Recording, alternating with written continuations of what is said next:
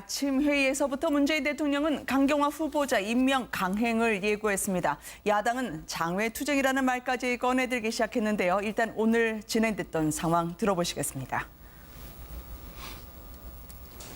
저는 강경화 외교부 장관 후보자에 대한 야당들의 반대가 우리 정치에서 있을 수 있는 일이라고 생각합니다.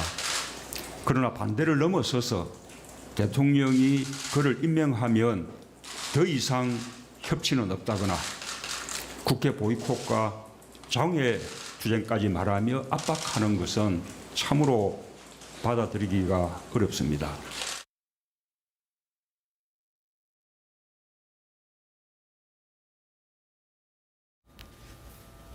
네, 그 뒤에 정우택 자유한국당 당대표 권한대행도 이야기를 했는데요. 협치는 이제 물 건너갔다. 사실상 선전포고다라고 밝힌 바 있었습니다. 자, 이렇게 되면은요, 국민만 믿고 가겠다라고 이야기하시는 걸로 해석이 될 수도 있습니다. 워낙 고공 지지율이기 때문에 국정주도권 놓치지 않겠다. 여기서 밀리면 이제 더 물러설 데가 없다라는 입장인 것 같아요. 그러니까 제가 이제 문재인 대통령 입장에서 한번 생각해 보겠습니다. 문재인 대통령은 어쨌든 역대 대통령 중에서도 초대 지지율이 너무 높습니다. 네. 어쨌든 내려갔다는 게 78%고 보통 80% 내외로 나옵니다. 그렇다면 일단 국민들의 이제 여론을 등여봤다는 게 하나 있고 네. 또 하나는 장관 후보자들 자세히 분석해 보면요. 맨 처음에 발표했던 강경화, 김희수, 김동연 그리고 이제 김상조 교수 같은 분은 본 인사가 아닙니다. 네. 나름대로는 좀 파격적이면서도 국민들로부터 참신하다는 평을 들었습니다. 물론 이거는 이제 도덕성 평가와는 별개입니다. 그랬는데 이 카드에 대해서 내가 만약에 밀리게 되면 그 다음에 이미 예고된 이제 인사들이 있지 않습니까? 네. 어떻게 할 거냐는 건데 저는 그런 점에서 일단 문재인 대통령은 초기에 이 강한 것 그리고 또 하나는 80% 지지율도 그렇지만 문재인 대통령에 대한 팬덤 현상 같은 게 좀 있습니다. 그러니까 네. 문재인 대통령이 이걸 갖다 만약 당신이 이 계획을 갖다 중간에서 포기하면 우리 당신 지지 안 할 수도 있다고 이제 밀어붙이는 열혈 지지층들의 이 말이 있습니다. 그러니까 지금 문재인 대통령은 물러서기 힘든 것이고 반대로 이제는 야당 쪽에서 볼 때는요. 자, 협치하겠다고 하신 분이고 41% 득표율에 120석 의석 가지신 분이 이렇게 나오면 현실적으로 곤란하죠. 이제 야당이 공격 들어옵니다. 앞으로 야당의 공격이 어떻게 들어오고 문재인 대통령이 이걸 어떻게 돌파하느냐에 따라 가지고는 상당히 전국이 경색될 수도 있고 또 하나는 전술적으로 문재인 대통령이 효과적으로 좀 돌파할 가능성도 있다고 봅니다. 날은 더운데 전국은 상당히 냉각이 돼가고 있는 분위기입니다. 정우택 자유한국당 당대표 권한대행 그리고 박주선 국민의당 비상대책위원장이 이 같은 입장을 내놨습니다. 함께 보시겠습니다. 야3당의 일치된 반대에도 불구하고 절대 부적격으로 판정받은 강경화 후보의 임명을 밀어붙이겠다는 의도를 오늘 밝혔습니다. 야3당에 대한 사실상의 선전포고로 보고 있습니다. 대통령과 여당이 협치 구도를 파괴를 했는데 네. 작동이 될 수가 있겠습니까? 앞으로 여론이 어떠니 하고 이야기한다면 국회도 필요 없고 여론만 가지고 대통령 앉아서 국정을 수행해야지 국민 세금 갖다가 뭐 때문에 국회를 둡니까? 네. 국민의당은 좀 당 사정이 복잡하겠습니다만 자유한국당은 오직 한 길로.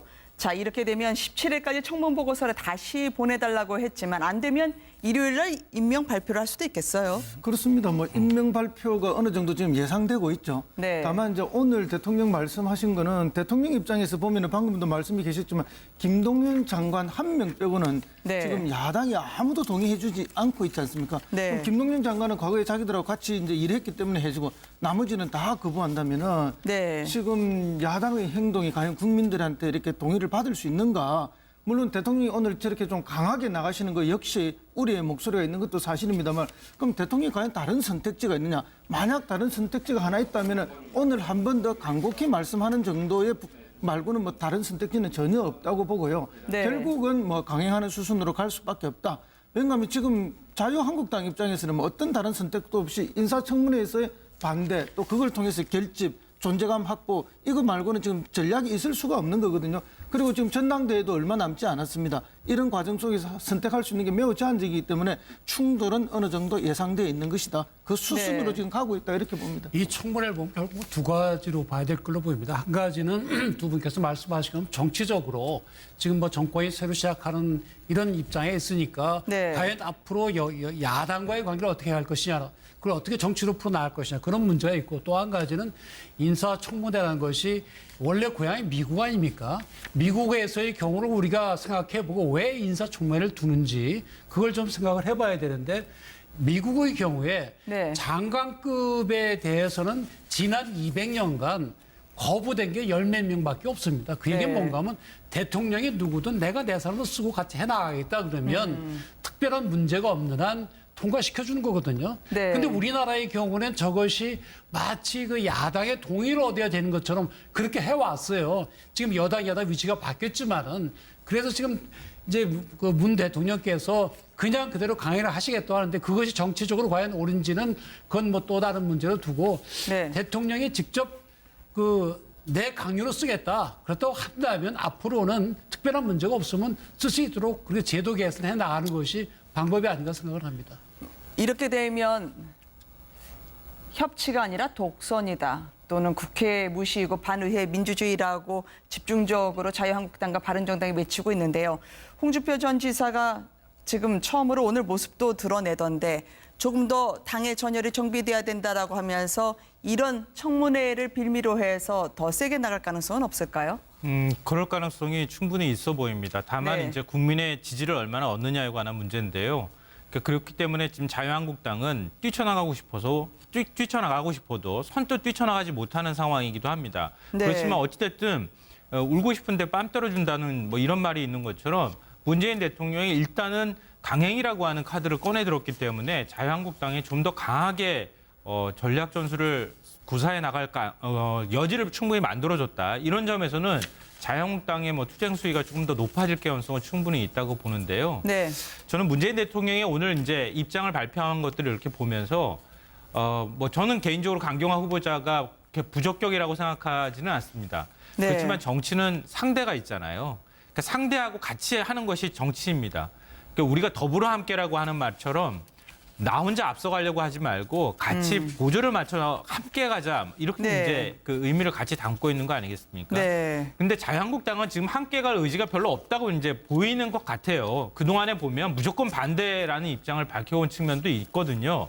그렇다 하더라도 107석을 갖고 있는 제1야당이기도 합니다. 네. 그렇기 때문에 문재인 대통령이 어떤 방식으로든 자유한국당을 끌어안는 모습을 가능하면 보여주는 게 일단 좋고요. 만약에 그렇지 않다고 네. 하면 국민들께 그 이유에 대해서 충분히 얘기하거나, 아니면 자유한국당을 위해서 한 번쯤 더 호소하는 모양새를 좀 취했으면 어땠을까 하는 아쉬움은 좀 살짝 남아요. 그래서 네. 이 뭐 예를 들어서 말씀드리면, 우리나라 국가대표 선수들이 축구할 때 골 결정력이 없다 이런 얘기를 들을 때마다 네. 반박자 빠른 스텝을 얘기하는데, 정치도 그런 반박자 빠른 게 좀 필요하거든요. 자유한국당이 강하게 반발하면 사실 대통령 입장으로서 임명을 강행할 수밖에 없다면, 자유한국당의 반발을 살짝 한 스텝 좀 뺏어가지고 가는 것. 그래서 자유한국당을 향해서, 야당을 향해서 한 번 더 호소를 해줬으면은 임명을 다시 강행한다 하더라도 조금 반발은 네. 좀 덜하지 않았을까 하는 좀 아쉬움이 살짝 들긴 합니다. 이런 면에서 미국에서 귀국한 이후에 오늘 공개적인 석상에서는 처음 모습을 드러낸 홍준표 전 지사가요. 이제 본격적인 몸풀기에 들어간 것 같았습니다. 마치 그럴 줄 알았다. 청문회가 이게 뭐냐. 전략도 없고 전투력도 없는. 그렇지만 자신의 악역은 어쩔 수 없다라는 취지로 말을 했는데요. 함께 보시겠습니다. 나는 당권에 관심이 없습니다. 제대로 이 당을 만들어줄 사람이 있다면 그 사람을 지지합니다. 나는 이미 당권을 한번 맡아본 사람입니다. 이 무너지고 쓰러지고 썩은 정당을 내가 지금 맡아서 그런 악역을 할 이유가 뭐가 있습니까? 내가 최근에 인사청문회 하는 걸 보면서 이것도 정당인가? 대선을 치르면서 이것도 정당인가? 내가 그렇게 느꼈습니다. 홍준표 전 지사는 이게 나라냐가 아니라 이게 정당이냐라고 이야기를 하시던데요. 예. 홍준표 지사는 이제 당에 대해서 저렇게 말씀을 하시는데 당의 그 사무국에 계셨던 분들의 이야기하면 네.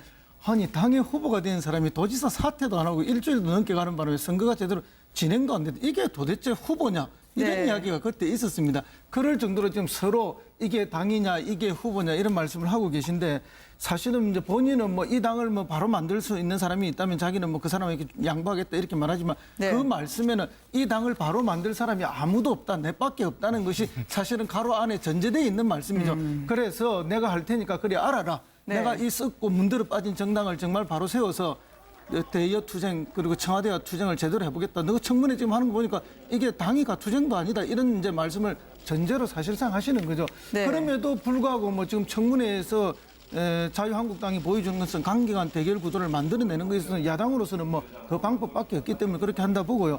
다만 이제 대통령은 왜 그러면 이 시점에서 강행을 지금 이제 시사하는 이야기를 하는가 하면은 사실은 이제 대통령이 되고 뭐 여러 가지 이제 협치를 위한 낮은 자세를 보여줬지만 야당은 결국 오늘 대통령 말에도 그런 말이 나오지 않습니까? 네. 뭐 보이콧을 하겠다, 뭐 협치를 깨겠다. 이 사실상 이제 대통령에게 무릎을 꿇으라 하는 그 야당의 협박과 압박이 들어온 거죠. 그러니까 대통령도 한번 강하게 강대강으로 한번 지금 터뜨렸다 이렇게 봅니다. 네. 근데 지금 이제 홍준표 전 지사는 카드를 다 보여줬습니다. 네. 그리고 제가 볼 때는 문재인 대통령도 카드를 많이 갖고 있다고 저는 봅니다. 오늘 말을 하셨지만 저는 굉장히 많은 카드를 갖고 있다고 보는 게 강경화 후보자에 대해서 저는 문재인 대통령이 상당히 개인적인 애정을 갖고 있는 것 같습니다. 네. 이 사람은 꼭 해야겠다는 어떤 생각이 있는 것 같고 플러스 지금 다른 후보자들이 굉장히 많이 발표됐습니다. 지금대로 하면 17명, 정부조직법을 바꾸면 18명의 장관이 있는데 지금 정의당조차도 안경환, 조대엽 후보에 대해서는 비판을 하고 있습니다. 그렇다면 버릴 카드가 몇 개 더 나올 겁니다. 그러면 문재인 대통령은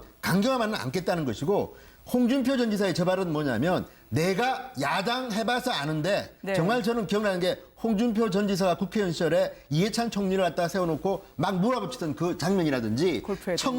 청문회에서 막 낙마시킬 때 그 화력을 보면 지금 홍준표 당시 초재선이었던 홍준표가 볼 때 네. 지금의 초재선들은 뭐 하는 거냐 이렇게 도덕성 비판할 거리가 많은데 국민들한테 설득도 못하고 뭐 하냐 불만이 나온 겁니다 여기 보면 네. 그러면 홍준표 지사가 만약에 당대표가 되면 저는 호랑이 데스크가 될 것 같습니다. 호랑이 데스크가 돼서 막 네. 지시하고 못하면 막 그 옛날에 이낙연 총리가 했다는 거 있지 않습니까? 후배들에 대해서 막 완벽주의자로 막 깨는 거 네. 그런 것을 못지않게 하는 분이 저분이기 때문에 아마 저분이 당대표가 되면 자유한국당은 어쨌든 간에 당 조직의 기강은 아마 살 건데 다만 문제는 뭐냐면 누차 강조하지만 확장성입니다. 홍준표 지사가 그동안 해왔던 언어의 선택, 네. 그다음에 어젠다를 채팅할 때 너무 그 종북이라든지 이런 데 치우친 것들, 이런 것들을 만약에 홍준표 전 지사가 바꾸지 않으면 당대표가 되더라도 앞으로 상당히 힘들 것이다. 그리고 문재인 대통령도 제가 볼 때는 네. 지금은 밀어붙이지만 어느 순간이 오면 나름대로 또 다른 카드 한 몇 개를 저는 쥐고 있는 걸로 보기 때문에 너무 오늘 상황만 가지고 앞으로의 국회 상황이 경색될 거라고 단정 짓는 것도 네. 조금 더 지켜봐야 될 것 같습니다. 홍 전 지사의 옛날 별명이 스나이퍼였잖아요. 네. 원샷 원킬. 그러니까 저격수라고 하는 별명을 갖고 있었기 때문에 홍 전 지사가 만약에 이제 당대표가 되거나 아니면 다시 당으로 복귀해서 어떤 역할을 할지는 모르겠지만 나름 역할을 하기 시작하면 굉장히 강한 메시지나 이런 것들을 좀 만들어낼 수는 있을 거라고 생각하는데 네. 근데 홍 전 지사도 과거에 당대표 시절하고는 좀 다른 것 같아요. 지난 대선 때 보면은 너무 많이 이렇게 사격을 하고 난사를 하는 느낌도 제가 받기도 했거든요. 과연 그 면모들을 보여줄 수 있을까 이렇게 생각되는데 네. 오늘 발언한 것들 보면은 이전에 이제 대선 후보 시절 때 얘기했던 톤하고는 좀 달라졌어요. 그건 좀 굉장히 주목해 볼 만한 거라고 생각되는데요. 이 대선 끝나고 난 다음에 어찌됐든 대선 패배를 하고 난 다음에 그 다음에 보여줬던 좀 굉장히 거친 언사나 이런 네. 것들이 굉장히 정제된 느낌을 받게 되고요. 그리고 누구 다른 사람, 당을 잘 맡아줄 사람이 나와줬으면 좋겠다. 이렇게 애둘러서 네. 반어법으로 사용하는 이런 모습들을 좀 보면서 이제는 좀 관리가 필요하다. 연예인이 자기 관리하듯이 이제는 당대표 자격으로서 좀 이 관리에 들어가는 모드로 가지 않았나 이런 생각이 들고 앞으로 이제 당대표 선거에서 과연 출마를 해서 어떤 모습들을 보여줄지 모르겠지만 네. 홍준표 전 지사가 자유한국당을 다시 또 야성을 가진 정당으로 만들어 줄지 이건 좀 지켜봐야 될 것 같습니다. 근데 뭐 홍준표 후보가 누군가는 중요한 것은 당의 기강을 세우는 것이 아니고 당의 체질을 바꾸는 겁니다. 기본적으로 보수 정당으로서 보수의 마음을 대변할 수 있는 건전한 보수를 대표하는 그런 당으로 바뀌어야지 기득권 당이 돼서는 안 되거든요. 네. 어차피 이제 정권도 이렇기 때문에 기득권도 아니거든요. 네. 근데 그 전 지사가 오늘 얘기를 한 거 보면 무너지고 썩은 정당이다라는 게 상당히 일리가 있어요. 그래서 누가 예를 들어서 지금 뭐 자유한국당 당원들의 지지를 봐서 누가 뭐 대표가 될 수 있을지 모르겠지만 네. 그것만 가지고는 갈 길이 멀고요. 국민들의 마음을 흔들 수 있는 완전한 체질 개선이 있어야 제대로 된 보수 정당으로 다시 태어날 수가 있습니다. 일단 네. 홍준표 지사님은 자기가 당 대표가 거의 다 되었다는 이런 판단을 가지고 있는 것 같습니다. 네. 왜냐하면 두 가지 화법에서 나오는데요. 하나는 오늘 호랑이 등에 올라탔다 이 이야기를 이미 했습니다. 네. 그것은 이 달릴 수밖에 없고 내가 갈 수밖에 없다는 걸 분명히 했고 지금 여의도나 지방의 측근들의 움직임에 들어오는 소식들에 의하면 네. 이미 그 다음 지방선거를 위한 공천과 관련된 이야기들을 많이 하고 사람들을 네. 많이 만나고 다닌다는 이야기들이 많이 들어오고 있거든요. 그런 면에서 보면은 이미 당 대표가 다 되신 게 아닌가. 그리고 네. 새로운 야당을 만들겠다는 분명한 자기 청사진을 가지고 간다. 그게 이제 얼마나 공감을 얻을 것인지는 한번 이유를 보면 되겠습니다. 워낙 허성무 교수님이 경남 쪽 상황을 또 잘 아시잖아요. 그렇죠? 네. 다만 이제 오늘 대통령 말씀하신 거는 대통령 입장에서 보면은 방금도 말씀이 계셨지만 김동연 장관 한 명 빼고는 네. 지금 야당이 아무도 동의해주지 않고 있지 않습니까? 네. 그럼 김동연 장관은 과거에 자기들하고 같이 이제 일했기 때문에 해주고 나머지는 다 거부한다면은 네. 지금 야당의 행동이 과연 국민들한테 이렇게 동의를 받을 수 있는가? 물론 대통령이 오늘 저렇게 좀 강하게 나가시는 거 역시 우리의 목소리가 있는 것도 사실입니다만 그럼 대통령이 과연 다른 선택지가 있느냐? 만약 다른 선택지가 하나 있다면 오늘 한 번 더 간곡히 말씀하는 정도의 말고는 뭐 다른 선택지는 전혀 없다고 보고요. 네. 결국은 뭐 강행하는 수순으로 갈 수밖에 없다. 왜냐하면 지금 자유한국당 입장에서는 뭐 어떤 다른 선택도 없이 인사청문회에서의 반대 또 그걸 통해서 결집 존재감 확보 이거 말고는 지금 전략이 있을 수가 없는 거거든요. 그리고 지금 전당대회도 얼마 남지 않았습니다. 이런 과정 속에서 선택할 수 있는 게 매우 제한적이기 때문에 충돌은 어느 정도 예상되어 있는 것이다. 그 수순으로 네. 지금 가고 있다 이렇게 봅니다. 이 청문회를 보면 결국 두 가지로 봐야 될 걸로 보입니다. 한 가지는 두 분께서 말씀하신 것처럼 정치적으로 지금 뭐 정권이 새로 시작하는 이런 입장에 있으니까 네. 과연 앞으로 야당과의 관계를 어떻게 할 것이냐, 그걸 어떻게 정치로 풀어나갈 것이냐 그런 문제가 있고 또 한 가지는 인사 그 돌파느냐에 따라 가지고는 상당히 전국이 경색될 수도 있고 또 하나는 전술적으로 문재인 대통령이 효과적으로 좀 돌파할 가능성도 있다고 봅니다. 날은 더운데 전국은 상당히 냉각이 돼가고 있는 분위기입니다. 정우택 자유한국당 당대표 권한대행 그리고 박주선 국민의당 비상대책위원장이 이 같은 입장을 내놨습니다. 함께 보시겠습니다. 야3당의 일치된 반대에도 불구하고 절대 부적격으로 판정받은 강경화 후보의 임명을 밀어붙이겠다는 의도를 오늘 밝혔습니다. 야3당에 대한 사실상의 선전포고로 보고 있습니다. 대통령과 여당이 협치 구도를 파괴를 했는데 네. 작동이 될 수가 있겠습니까? 앞으로 여론이 어떠니 하고 이야기한다면 국회도 필요 없고 여론만 가지고 대통령 앉아서 국정을 수행해야지 국민 세금 갖다가 뭐 때문에 국회를 줍니까? 네. 국민의당은 좀 당 사정이 복잡하겠습니다만 자유한국당은 오직 한 길로. 자, 이렇게 되면 17일까지 청문 보고서를 다시 보내달라고 했지만 안 되면 일요일 날 임명 발표를 할 수도 있겠어요. 그렇습니다. 뭐 임명 발표가 어느 정도 지금 예상되고 있죠. 입장에서 한번 생각해 보겠습니다. 문재인 대통령은 어쨌든 역대 대통령 중에서도 초대 지지율이 너무 높습니다. 네. 어쨌든 내려갔다는 게 78%고 보통 80% 내외로 나옵니다. 그렇다면 일단 국민들의 이제 여론을 등에업했다는 게 하나 있고 네. 또 하나는 장관 후보자들 자세히 분석해 보면요. 맨 처음에 발표했던 강경화, 김희수, 김동연 그리고 이제 김상조 교수 같은 분은 본 인사가 아닙니다. 네. 나름대로는 좀 파격적이면서도 국민들로부터 참신하다는 평을 들었습니다. 물론 이거는 이제 도정성 평가와는 별개입니다. 그랬는데 이 카드에 대해서 내가 만약에 밀리게 되면 그 다음에 이미 예고된 이제 인사들이 있지 않습니까? 네. 어떻게 할 거냐는 건데 저는 그런 점에서 일단 문재인 대통령은 초기에 이 강한 것 그리고 또 하나는 80% 지지율도 그렇지만 문재인 대통령에 대한 팬덤 현상 같은 게 좀 있습니다. 그러니까 네. 문재인 대통령이 이걸 갖다 만약 당신이 이 계획을 갖다 중간에서 포기하면 우리 당신 지지 않을 수 있다고 이제 밀어붙이는 열혈 지지층들의 이 말이 있습니다. 그러니까 지금 문재인 대통령은 물러서기 힘든 것이고 반대로 이제는 야당 쪽에서 볼 때는요. 자, 협치하겠다고 하신 분이고 41% 득표율에 120석 의석까지 계신 분이 이렇게 나오면 현실적으로 곤란하죠. 이제 야당이 공격 들어옵니다. 앞으로 야당의 공격이 어떻게 들어오고 문재인 대통령이 이를 아침 회의에서부터 문재인 대통령은 강경화 후보자 임명 강행을 예고했습니다. 야당은 장외투쟁이라는 말까지 꺼내들기 시작했는데요. 일단 오늘 진행됐던 상황 들어보시겠습니다. 저는 강경화 외교부 장관 후보자에 대한 야당들의 반대가 우리 정치에서 있을 수 있는 일이라고 생각합니다. 그러나 반대를 넘어서서 대통령이 그를 임명하면 더 이상 협치는 없다거나 국회 보이콧과 장외 투쟁까지 말하며 압박하는 것은 참으로 받아들이기가 어렵습니다.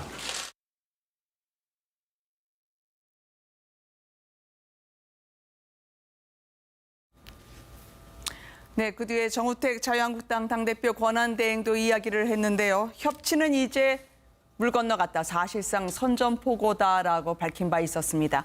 자, 이렇게 되면은요, 국민만 믿고 가겠다라고 이야기하시는 걸로 해석이 될 수도 있습니다. 워낙 고공 지지율이기 때문에 국정 주도권 놓치지 않겠다. 여기서 밀리면 이제 더 물러설 데가 없다라는 입장인 것 같아요.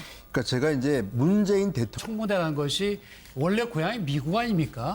미국에서의 경우를 우리가 생각해보고 왜 인사청문회를 두는지 그걸 좀 생각을 해봐야 되는데 미국의 경우에 네. 장관급에 대해서는 지난 200년간 거부된 게 10몇 명밖에 없습니다. 그 얘기는 네. 뭔가 하면 대통령이 누구든 내가 내 사람을 쓰고 같이 해나가겠다 그러면 특별한 문제가 없는 한 통과시켜주는 거거든요. 네. 근데 우리나라의 경우는 저것이 마치 그 야당의 동의를 얻어야 되는 것처럼 그렇게 해왔어요. 지금 여당 위치가 바뀌었지만은 그래서 지금 이제 그 문 대통령께서 그냥 그대로 강행을 하시겠다고 하는데 그것이 정치적으로 과연 옳은지는 그건 뭐 또 다른 문제로 두고 네. 대통령이 직접 내 강요로 쓰겠다. 그렇다고 한다면 앞으로는 특별한 문제가 없으면 쓸 수 있도록 그렇게 제도 개선해 나가는 것이 방법이 아닌가 생각을 합니다. 이렇게 되면 협치가 아니라 독선이다. 또는 국회 무시이고 반의회 민주주의라고 집중적으로 자유한국당과 바른정당이 외치고 있는데요. 홍준표 전 지사가 지금 처음으로 오늘 모습도 드러내던데 조금 더 당의 전열이 정비돼야 된다라고 하면서 이런 청문회를 빌미로 해서 더 세게